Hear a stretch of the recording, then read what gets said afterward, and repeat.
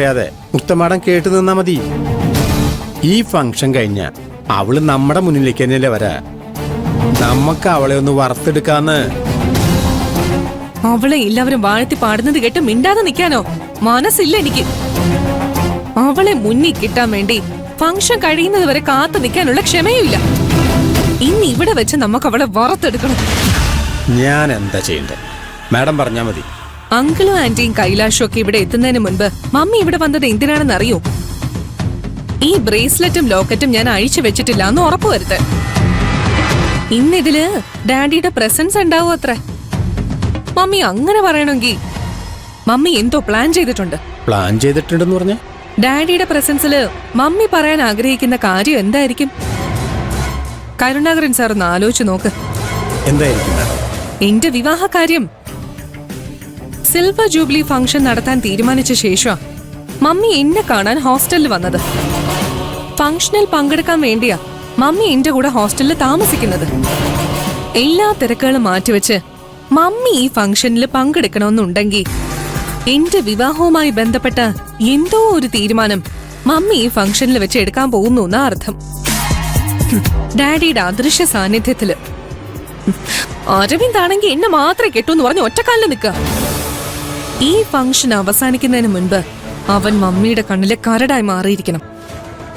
അവനെയും പാർവതിയെയും മമ്മി അറപ്പോടെ നോക്കണം. കരുണാകരൻ സാർ സംഘടിപ്പിച്ചു തന്ന മരുന്ന് ഞാൻ കൊണ്ടുവന്നിട്ടുണ്ട്. അത് കൊടുത്ത് അവരെ മയക്കാൻ വിശ്വസ്തനായ ഒരാള് നമുക്ക് വേണം. ആളെയൊക്കെ ഞാൻ കണ്ടുപിടിച്ചിട്ടുണ്ട് മാഡം. കാര്യങ്ങളെല്ലാം പറഞ്ഞ് ഏൽപ്പിച്ചിട്ടുണ്ട്. ആരാണ്?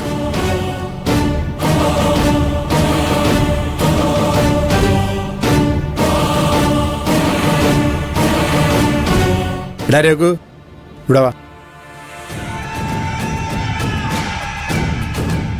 ഈ ജോലി അങ്ങനെ ആരെയെങ്കിലും ഏൽപ്പിക്കാൻ പറ്റില്ല മാഡം.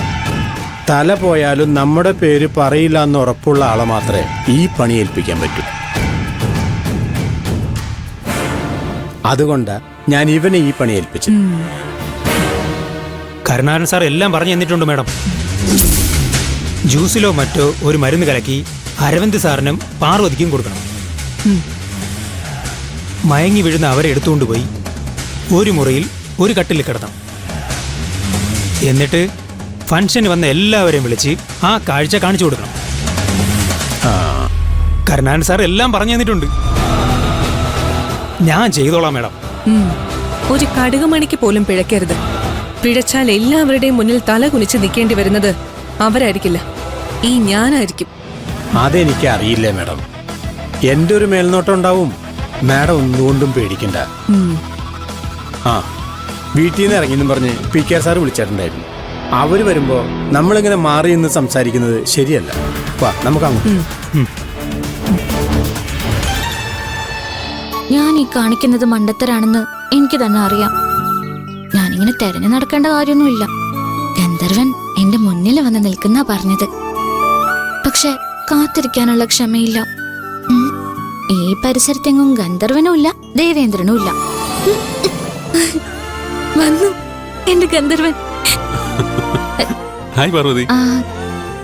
കൈലാഷ് സാർ ആയിരുന്നോ? ആരാണെന്ന പാർവതി കരുതി? അല്ല, അങ്ങനെയല്ല. കൈലാഷ് സാർ ഇതുവരെ ഇങ്ങനെ പിന്നിൽ വന്ന് എന്റെ കണ്ണ് പൊത്തിയിട്ടില്ലല്ലോ. കൂടെ ജോലി ചെയ്യുന്ന ആരെങ്കിലും ആയിരിക്കുന്ന ഞാൻ കരുതിയത്. ഞാനും പാർവതിയുടെ കൂടെ ജോലി ചെയ്യുന്ന ആളല്ലേ. അയ്യോ, സാറ് മുതലാളിയല്ലേ? നിന്നെയും ആ സ്ഥാനത്തേക്ക് കൈപിടിച്ച് കൂട്ടിക്കൊണ്ടു പോകാനാ ഞാൻ ആഗ്രഹിക്കുന്നത്. You look so beautiful. എന്താ സർ? അല്ല, നീന്ന് പതിവിലും സുന്ദരിയായിട്ടുണ്ടെന്ന്. ഈ ഡ്രസ്സിൽ നിന്നെ കാണാൻ ഒരു അപ്സരസിനെ പോലെയുണ്ട്. അപ്സരസുകളെ തേടി ഗന്ധർവന്മാർ വരും അല്ലേ പാർവതി? എന്റെ ഗന്ധർവൻ കൈലാഷ് സാർ ആണെന്നാണോ കൈലാഷ് സാർ പറഞ്ഞതിന്റെ അർത്ഥം? അല്ല, കൈലാഷ് സാറിന് എന്റെ മുന്നിൽ കള്ളപ്പേര് പറഞ്ഞ് അഭിനയിക്കേണ്ട കാര്യമില്ലല്ലോ. പാർവതി, നീ അപ്സരസാണെങ്കിൽ എനിക്ക് നിന്റെ ഗന്ധർവനാവണം.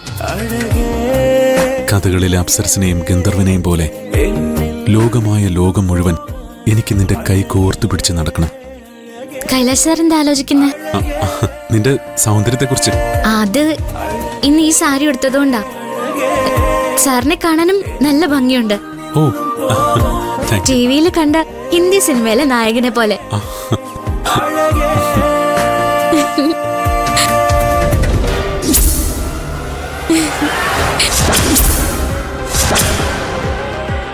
ഞാൻ വിഷ് ചെയ്തത് പോലും കേൾക്കാതെ കൈലാഷ് ഓടിപ്പോയത് അവളെ കാണാൻ.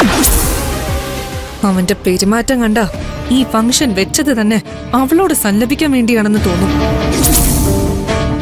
പാർവതി, കൈലാഷ്, നിങ്ങൾ കൂടുതൽ കൂടുതൽ അടുക്കുന്നതിനനുസരിച്ച് എന്റെ പകയും കൂടിക്കൊണ്ടിരിക്കും. ഈ ഫംഗ്ഷൻ അവസാനിക്കുന്നതിന് മുൻപ് നിങ്ങളുടെ കാര്യത്തിൽ ഞാനൊരു തീരുമാനം ഉണ്ടാക്കും. ഈ ഫംഗ്ഷന് എല്ലാവരും ഏറ്റവും നല്ല ഡ്രസ്സിൽ തന്നെ വരണമെന്ന് ആ മീറ്റിംഗിൽ വെച്ച് തന്നെ നിങ്ങളോട് പറയാൻ ഞാൻ ആഗ്രഹിച്ചതാ. പക്ഷേ അത് നിങ്ങൾക്ക് ഇൻസൾട്ടിംഗ് ആയി തോന്നിയാലോ? അതുകൊണ്ടാണ് ഞാൻ പറയാതിരുന്നത്. പക്ഷേ എന്റെ മനസ്സറിഞ്ഞതുപോലെ നീ നിന്റെ ഏറ്റവും നല്ല ഡ്രസ്സിൽ വന്നു. അതിന് ഞാൻ നിനക്കൊരു ഗിഫ്റ്റ് തരണമല്ലോ. വെയിറ്റ്.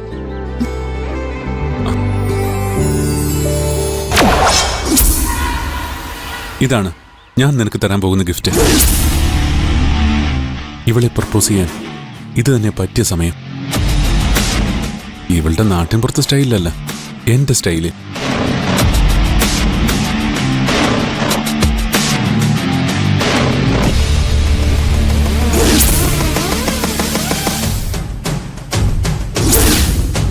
അയ്യോ സർ, കൈലാഷ് സാർ എന്തിനാ മുട്ട കുത്തിയിരുന്നത്? ഇങ്ങനെ ഇരുന്നുകൊണ്ട് വേണം ഇഷ്ടപ്പെട്ട പെണ്ണിനെ പ്രപ്പോസ് ചെയ്യാൻ. സർ, സാർ എന്താ പറഞ്ഞ? ഏയ് ഒന്നുമില്ല, ഇത് എൻ്റെ ഒരു സ്റ്റൈലാ. പ്രപ്പോസ് ചെയ്യുന്ന എല്ലാ കാമുകന്മാരുടെ സ്റ്റൈലാ ഇത്. എന്റെ മുന്നിൽ ഇങ്ങനൊന്നും ഇരിക്കില്ല സർ. ആരെങ്കിലും കണ്ട സാറിന് അതിന്റെ കുറച്ചില്. ആദ്യം നീ ഇത് വാങ്ങ്, എന്നിട്ട് എഴുന്നേക്കാം. വാങ്ങ് പാർവതി.